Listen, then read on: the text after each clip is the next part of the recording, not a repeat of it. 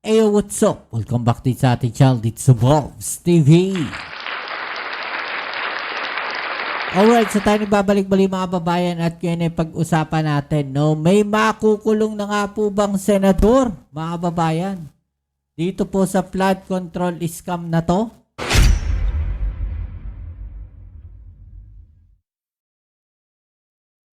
Yan po ang ating alamin ngayon at pag-uusapan. Pero syempre bago ang lahat, please don't forget to subscribe, like, share at comment dyan sa comment section. At shoutouts na rin sa mga followers natin dyan. Maraming salamat sa inyong suporta. At kagaya po ng dati, 1 view, 1 like po sana sa ating video.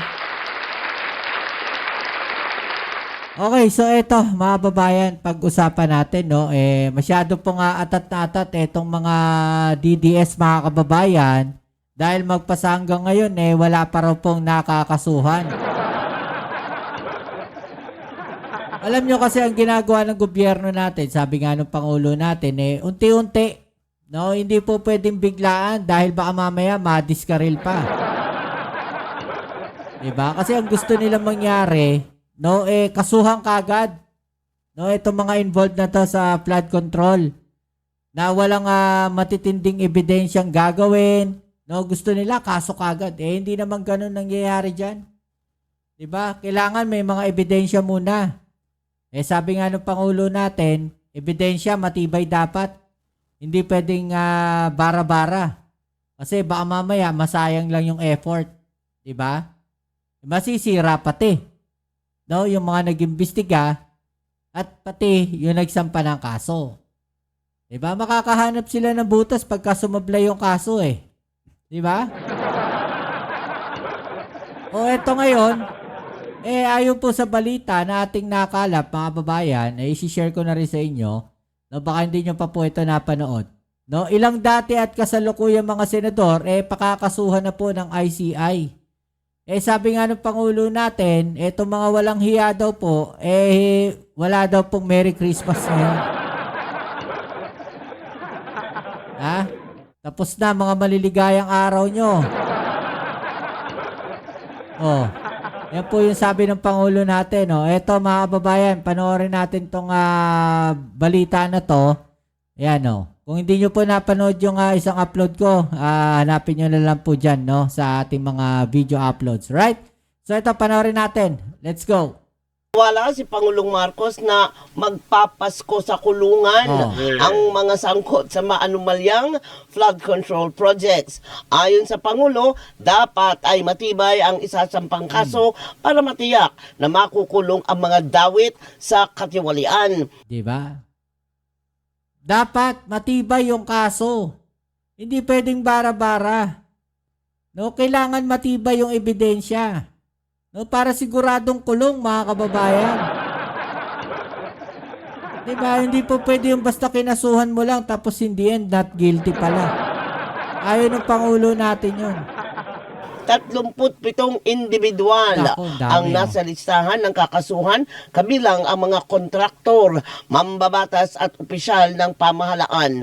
Inamin ni Pangulong Marcos na wala pa sa listahan ng kakasuhan ang pinsang si dating House Speaker Martin Romualdez.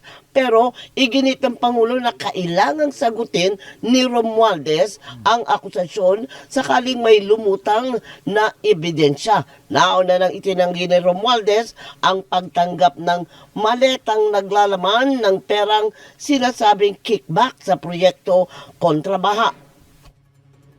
If something else comes out, then he might have to be answerable for something. No, we don't file cases for optics. We file cases to put people in jail or to make people answer. Bigyan nyo kami ng lahat ng ebidensya na meron kayo para magamit natin. Walang immune dito walang exempted dito sa mga investigasyon na ito. Nilinaw naman ni Pangulong Marcos na hindi pa nakakansela ang pasaporte ni dating Ako Bicol Party List Representative Zaldico dahil wala pang naisasampang kaso. Pero sakaling may sapat na basihan, nangako ang Pangulo na kakanselahin ng pamahalaan ng pasaporte ng dating kongresista na sinasabing nasa Spain matapos magpunta ng Amerika para sumailalim sa medical treatment. That's the procedure. Hindi mo you have to give grounds for the cancellation of the passport, and those grounds will be based on the cases that will be filed against him. Naniniwala naman si Senador Sherwin Gatchalian na may makukulong kaugnay ng mga maanumalyang proyekto sa November 30. Batay sa impormasyon mula kay Finance Secretary Ralph Recto. Ayan, mga kababayan, may makukulong na daw. Oh. Oh. Hindi daw bababa sa 3 nakaupo at dating senador ang pakakasuhan ng Independent Commission for Infrastructure o Ako, sino kaya itong dating senador na to, mga kababayan? Nako, parang may alam ako doon sa dating senador parang may naalala ako Ha? Parang may naalala ako doon sa dating senador Naisip niyo ba kung sino yung naiisip ko, mga kababayan, kung sino yung dating senador na yan? Tuloy natin. ICI sa susunod na linggo. Pero bago yan, pinakakasuhan ngayong araw ng komisyon ang ilang dating opisyales ng DPWH na kaugnay sa anomalya sa ahensya. Para sa iba pang detalye, makakausap natin sa linya ng telepono si JC Cosico. JC, sino-sino itong mga pinakakasuhan ng ICI sa Ombudsman at anong mga kaso daw ito? Siya, kaso ng graft, malversation at falsification ang ni-recommend ng ICI na isampa laban sa ilang engineers ng DPWH. Kabilang po dyan sina former engineers Henry Alcantara, Bryce Hernandez, Ernesto Galang, Jolo Tayaw, John Michael Ramos, Lemuel Roque, at contractor na si Darcy Respeso ng Darcy and Anna Builders and Trading. Pinakakasuhan din ng ICI sina former Public Works Chief Manny Bonoan at former Undersecretaries Roberto Bernardo at Maria Catalina Cabral. Dahil po yan sa posibleng paglabag sa Code of Conduct and Ethical Standards for Public Officials and Employees. Kaugnay po ito ng 74 million peso riverbank protection structure sa Barangay Carillo, Hagonoy, Bulacan. Sa report kasi ng Commission on Audit ay hindi raw po naipatupad at walang naipatayong istruktura kahit pa nabayaran na po ng buo ang proyekto. Ayon po sa ICI ay kanila pang hindi pa itinuturing na guilty ang mga sangkot. Ito na ang ikalimang interim report at rekomendasyon ng ICI sa Ombudsman kaugnay ng maanumalyang flood control projects. Narito po ang pahayag ni ICI Chairperson Andres Reyes Jr. The results of the COA technical inspection, together with the available records, clearly established that the project was never implemented. It appears that several DPWH public officials were grossly negligent, if not remiss, in the performance of the respective duties to ensure that the project was properly implemented and that government funds were lawfully and prudently disbursed. Ayon pa sa ICI, they will recommend the filing of cases to at least 3 na incumbent at mga dating senador. Kaugnay pa rin po ito ng flood control scandal at kung sino-sino po ang mga yan ay hindi muna nila pinangalanan. JC, una nang nabanggit sa testimonya ni Bryce Hernandez, Henry Alcantara at maging nung isa pang dating DPWH official, itong sina Senators Jinggoy Estrada, Joel Villanueva, maging si Senator Cheese Escudero. So hanggang ngayon, hindi pa rin sinasabi ng ICI kung sino-sino itong mga senador na di umano'y kakasuhan nila. Yes, hindi pa nga nila pinapangalanan, no? Pero let's recall na the ICI earlier recommended yung filing ng complaints against na Senators Jinggoy Estrada at Joel Villanueva dahil dun sa kanilang umano'y pagkakasangkot sa kickback scheme o pagtanggap nga ng suhol o pera mula po sa mga contractor ng flood control project. At di ko nga alamin kung sino-sino itong mga bagong senador na ito. Alamin natin yan sa mga susunod na report. Ella, ito na nga yung ikalimang interim report at rekomendasyon ng Independent Commission for Infrastructure o ICI na kanilang isosumite sa Office of the Ombudsman, kung saan ngayon inirekomenda nila na i-validate at imbestigahan ang isang panibagong flood control project sa Bulacan na nagkakahalaga ng 74 million pesos. Ayon kay Independent Commission for Infrastructure o ICI Chairperson, Retired Justice Andres Reyes, proyekto ito sa 1st District ng Bulacan sa ilalim ng contractor na Dorsey and Anna Builders and Trading, kaugnay ng pagtatayo dapat ng riverbank protection structure. Base aniya sa report ng Commission on Audit o COA, walang itinayong proyekto sa lokasyon na nakalagay sa approved bid plans. Kaya kasama sa pinaiimbestigahan ngayon ng komisyon, sila dating Department of Public Works and Highways o DPWH Bulacan 1st District Engineer Henry Alcantara, maging si Assistant District Engineer Bryce Hernandez, si Mr. Dorsey Kimel Respicio na siyang may-ari ng nabanggit na construction firm at iba pang mga personalidad. Kaugnay ito ng posible nilang paglabag o violation sa ilang batas gaya ng Anti-Graft and Corrupt Practices Act at iba pa. Bukod sa mga ito, muling inirekomenda nila Justice Reyes na pag-aralan kung may potential na paglabag sa Code of Conduct and Ethical Standards for Public Officials and Employees, sila dating DPWH Secretary Manuel Bonoan, former Undersecretaries Roberto Bernardo at Maria Catalina Cabral. Muling binigyang diin ni Justice Reyes na ito lamang ay preliminary findings. At ipinauubayan na nila sa Office of the Ombudsman ang pag-iimbestiga sa mga posibleng paglabag at irregularidad sa nasabing proyekto sa Bulacan. Ella, nabanggit din kanina ng ICI Chairperson na si Justice Andres Reyes na sa mga susunod na araw o sa mga susunod na report o rekomendasyon na kanilang isusumite sa Office of the Ombudsman ay posibleng pangalanan nila ang tatlo pang ibang senador. Bukod ito sa nauna na nilang inirekomenda sa Office of the Ombudsman na si Senator Joel Villanueva at Senator Jinggoy Estrada. So ayan yung aabangan natin dito sa Independent Commission for Infrastructure. Yan muna update mula rito sa Taguig. Balik. Mukhang may naalala ako dun mga kababayan ha. Dun sa dating senador ha. Pareho ba tayo nang iniisip kung sino yung dating senador na yan? Ha? Ako. Kagnay ng Oplan kontra baha, di pa pang issue sa flood control projects, makakapanayam natin si Department of Public Works and Highway Secretary Vince Dizon. Secretary, magandang umaga po. Magandang umaga po. Magandang umaga. Ito pong Oplan kontra baha, so permanente na bang masosolusyonan ang problema sa baha? Ito po ang plano ng ating Pangulo, Igan, no?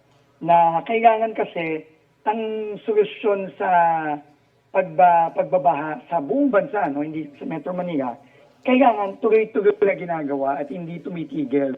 So, ito pong Linons Kapon. Actually, matagal na akong ginagawa ito. Opo. Iba't ibang mga grupo, kasama na rin ang pribadong sektor, kamukha ng San Miguel Corporation ni Mr. Ramon Ang, yung Metro Pacific ni Mr. Manny Pangilinan, MMDA, pero ito po ay ginagawa kasi hiwa-hiwalay. So ang gusto pong gawin ng Pangulo, pagsama-samahin po lahat ng mga effort ng lahat ng mga grupo at gawin po itong consistent at tuloy-tuloy. No? So ang sabi po ng Pangulo, simula ngayon na medyo pahupa na ang tag-ulan, dapat simulan na natin todo-todo hanggang sa susunod na rainy season. So 9 na buwan po, tuloy-tuloy pong gagawin sa lahat ng mga estero, sa lahat po ng mga waterways sa Metro Manila. Lilinisin po yan ng 9 na buwan. At tuloy-tuloy po yan hanggang next July 2026. Opo. Pero hindi lang yon, Igan, no? Marami din kasing problema tungkol dun sa mga nakaharang sa mga estero natin at mga kanal natin at mga ilog natin. So itong mga illegal structures na ito na nakakalungkot, no? Pati na rin yung mga structure na pinagawa mismo ng DPWH, ng gobyerno, tulad po ng mga rinireklamo ni Mayor Joy Belmonte sa Quezon City ng mga flood control na imbes na makatulong, nakakasama pa. Yun po ay kasama sa mga gigibain during this period. No? So, marami pong kailangan gawin pa, no? Tulad ng pagpapaayos po ng mga sirang pumping station. So lahat po yan ay sabay-sabay na gagawin mula ngayon hanggang next year. So ito bang At tuloy-tuloy na po yan. Every year na po yan. Secretary, ito bang oplang kontrabaha? Yan na ba papalit sa flood control projects? Ay, hindi po. Hindi po. Sabi nga ni, ni Professor Mahar Ragmay ng Project NOAA, wala pong isang solusyon sa baha eh. Kailangan po itong mga solusyon na ito, lahat kailangan gawin. So habang po, alam niyo naman, pinatanggal po ni Pangulong Bongbong Marcos ang lahat ng locally funded na flood control project sa susunod na taon. Pero yan po, kapag naplano na yan ng maigi, kapag yan talagang sisiguraduhin natin na hindi na nanakawin yung pera ng mga kababayan natin, matutuloy na rin po yan. Pero lahat po ito kailangan nating gawin ng sabay-sabay. Sa ngayon ba may mga flood control projects nang natuklasan bukod sa Quezon City na walang pakinabang o nakadulot pa ng paglala ng baha? Marami po, Igan. No? At yan po ay ginilista na natin at nakikipag-usap na po tayo sa ating mga LGU sa Metro Manila at sa MMDA. At hahanda na po natin yung programa para wala tayong choice, kailangan natin gibain yan. Kasi nakakasama nga, imbes na makatulong, lalo pa nakakasama. Anong update sa Paco Pumping Station na hindi naman inulan daw ang Paco pero binaha sila? Opo, ito nga po, no, nung Monday, nung Tuesday, nandyan po ako sa Paco, sa Estero de Paco. Ano ho yan, no? Yumupi po yung floodgate dahil sa sobrang pressure ng tubig, no, na daga ng uwan. So, kausap ko po yung kontratista niyan, Grabe, kasama pa rin napaunit, sa warranty period. Humingi lang siya ng 14 days. Sabi ko nga, kahit na less than that pa kung pwede, ibabalik niya at within 3 months, mapapalakas pa ho niya, mapapatibay pa ho niya yung floodgate natin dyan. Pero in the meantime, habang ginagawa yan, magpapadeploy po ang MMDA ng mga mobile pumping station dun sa 3 barangay na binaha dahil nasira yung floodgate ng pumping station na yan. So, hopefully in 2 weeks, maayos na, Igan. Secretary, Bagyong Tino, 200 mahigitang namatay, Juan, 20. 100 araw na po tayo simula ng flood control issue. Wala pa rin daw nakukulong, sabi ng publiko. Opo, naiintindihan ko po yung yung galit at yung paghihintay ng mga kababayan natin. Lahat po tayo ganoon ang nararamdaman. Pero ako po ay nabibigyan naman ng ng pag-asa dahil si Ombudsman Boying Remulla po mismo na 2 days ago, narinig ko po siya na nagsabi na yung kaso po na final natin kasama ang ICI laban kay former Congressman Zaldico, yung pong flood control sa Oriental Mindoro, na 15 po yung sinama natin sa kasong yon. Kasama na rin yung kaso sa Bulacan na nauna pa doon. Sabi po ni Congressman ni Ombudsman Boying mapa-file na either this week or next week. So, yun po ay nagbibigay sa atin ng pag-asa na linggo na lang ang bibilangin natin o baka araw na lang, may makakasuhan na dahil nga non-bailable yung mga kasong ito, may makukulong na. Hindi na maghihintay ng Disyembre, ngayon ng November, may makukulong na. Ang bilang ko, Igan, kung pagsasamahin natin yung 2 kasong yun, 26 yung sa Bulacan, kasama na yung mga Diskaya doon, saka sila Alcantara, etc. Tapos 15 dun sa Mindoro, kasama na yung sama kay former Congressman Zaldico at yung kumpanya niya, halos 40 pong tao yan na makukulong. Doon sa 2 kaso pa lang na yun. Opo. Secretary, may kumakalat pong balita na nag-suicide ang chairman ng BAC sa Sorsogon, Public Works District Engineering Office. Opo. Ano ba ang kumpirmasyon nito? Iko-confirm ko po yun, no? Nalaman ko po yan late last night. Nag-imbestiga na rin kami at nakakausap ko na rin po ang pamilya, no? At nakakalungkot lang, Igan, kasi nasabi sa akin ng pamilya na matagal na po parang may pinagdadaanan, no, yung ating kasamahan dati. At humingi na lang po ng ng privacy yung pamilya dahil very personal daw po yung mga rason, no, dahil sa nangyaring to. Kaya pinagdadasal na lang po natin yung pamilya. Wala po itong kinalaman, no, sa ongoing nating investigasyon, ongoing na ginagawa natin sa DPWH. Opo. Pero siguro hingi na lang tayo ng ng privacy para sa pamilya dahil sa medyo mabigat po yung pinagdadaanan nilang personal na bagay ngayon. Opo. At least nalinawan po yan. Maraming salamat, Opo, DPW opo. Secretary Vince Dizon. Ingat po. Alright, so yung mga kababayan, no? So ano pong masasabi ninyo dyan? No, comment sa ibaba yung mga opinion at atin yung pag-usapan, alright? So yan muli, kita-kits tayo sa ating next video upload. Ito muli ang yung Kuya Mobsit Subos TV. Peace. I'm out.